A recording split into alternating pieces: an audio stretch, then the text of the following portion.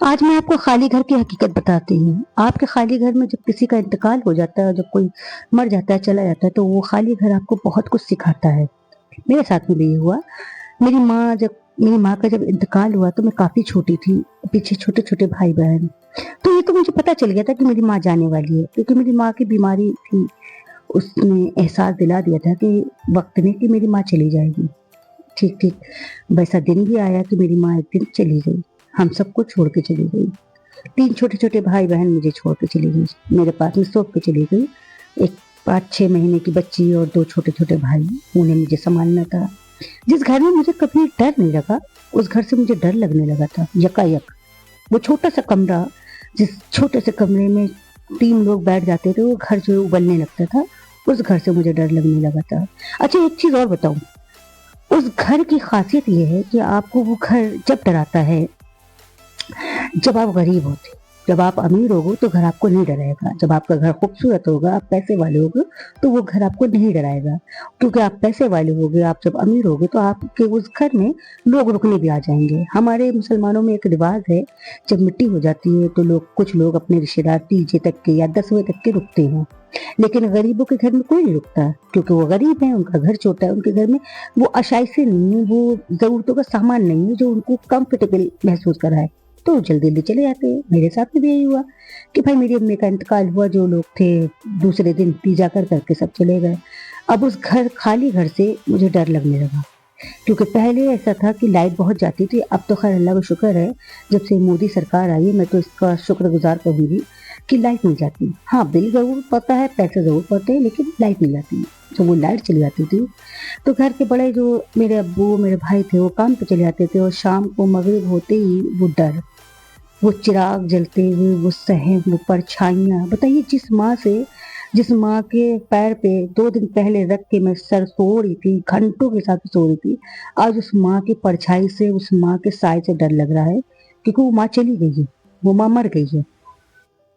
तो होता ये है कि माँ मर गई मेरी, तो मैंने अपने छोटे-छोटे भाई-बहनों को लेके, कुछ मेरे रिश्तेदार थे जिनके घर में, मैंने सोचा कि थोड़ी देर के लिए, जब तक मेरे अब्बू और मेरे भाई काम पर से नहीं आते, तब तक मैं रुकती हूँ। अच्छा, वो बहुत करीबी रिश्तेदार होते हैं। मैं गई, रही, थोड़े दिन तो उनका रवैया ठीक था, क्योंकि वो पैसे वाले थे और मैं गरीब घर की। मेरी माँ जाने के बाद में उन लोग को होश नहीं था कि कपड़े कैसे पहनने हैं, कपड़े गंदे हैं कि साफ हैं, सर में जुएँ हैं, नाक बह रही है, ये सब चीज़ें साइड इफ़ेक्ट्स हैं, माँ के जाने के साइड इफ़ेक्ट्स। तो धीरे-धीरे उनके रवैये चेंज हुए, उन्होंने मुझसे बोलना शुरू कर दिया कि तुम गंदी रहती हो, तुम मत आया करो अपने भाई-बहनों को लेके। मेरा घर जो है, मेरे घर में जो रिश्तेदार आते हैं, उनको बुरा लगेगा, मैं क्या कहूँगी।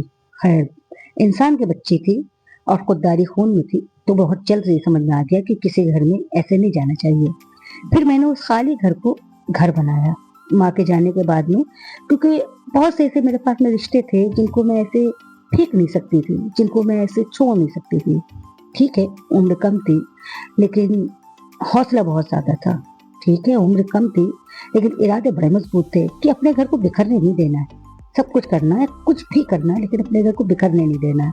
ख़ास तौर पे अपने भाई-बहन को टूटने नहीं देना। माँ गई है, बहन नहीं मरी है, बहन है अभी। तो धीरे-धीरे करके उस खाली घर को मैंने घर बनाया। उस खाली घर में ज़रूरतों के सामान जो थे, वो धीरे-धीरे वक़्त और हालात बदले और सामान आए। फिर वो जो बच्चे छोटे-छोटे थे, वो बड़े हुए, और फिर वो घर भी बदला। आज मैं खैर अल्लाह के शुक्र से बहुत अच्छे घर में रहती हूँ।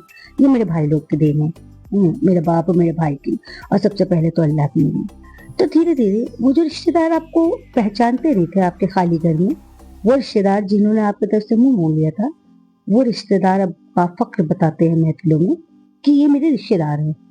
हालाँकि अब उनकी रिश्तेदारी की हमें ज़रूरत नहीं है, क्योंकि जब ज़िंदगी तन्हा आप गुज़ारने लगते हैं, तो आपको एक पल के लिए एहसास हो जाता है कि आप तन्हा ज़्यादा खुश हो, ना कि किसी के साथ के। अगर साथ हो तो दोनों तरफ़ा हो, वरना साथ अकेला को तो साथ बिल्कुल नहीं होता है।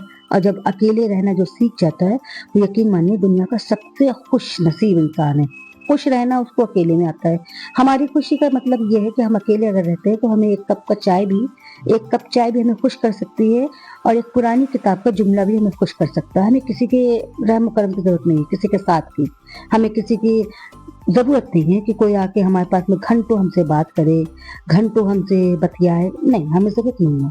हाँ, हम बात कर लेंगे थोड़ी बहुत ज़रूरत के अनुसार,